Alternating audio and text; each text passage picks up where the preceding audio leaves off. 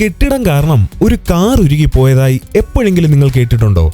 ലണ്ടനിലെ 20 ഫെൻചർച്ച് സ്ട്രീറ്റിലെ 38 നിലകളുള്ള അമ്പരചുംബിയായ കെട്ടിടമാണ് walkie talkie.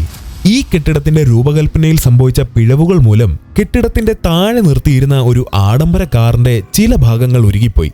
കേൾക്കുമ്പോൾ അസംബന്ധമായ കാര്യമാണെന്ന് തോന്നുമെങ്കിലും സംഗതി സത്യമാണ്. അന്താരാഷ്ട്ര തലത്തിൽ വരെ പ്രശസ്തനായ വാസ്തുശില്പി റാഫേൽ വിനോലി രൂപകൽപ്പന ചെയ്തതായിരുന്നു ഈ കെട്ടിടം. വക്രരേഖാകൃതിയിലാണ് കെട്ടിടം നിർമ്മിച്ചിട്ടുള്ളത്. കെട്ടിടത്തിന്റെ ചുമരുകളിൽ മാഗ്നിഫൈങ് ഗ്ലാസുകളാണ് പതിച്ചിരിക്കുന്നത്. ഇത് തന്നെയാണ് കാർ ഉരുകുന്നതിനും കാരണമായത്. ഇതിന്റെ മുകളിൽ പതിക്കുന്ന സൂര്യരശ്മികൾ താഴെ പ്രദേശത്തേക്കും അവിടുത്തെ വസ്തുക്കളിലേക്കും പ്രതിഫലിക്കുന്നു. അതിതീക്ഷ്ണമായി കെട്ടിടത്തിൽ നിന്നും പ്രതിഫലിക്കുന്ന ഈ സൂര്യരശ്മികൾ കാരണമാണ് കാറിന്റെ പല ഭാഗങ്ങളും ഉരുകിപ്പോയത്.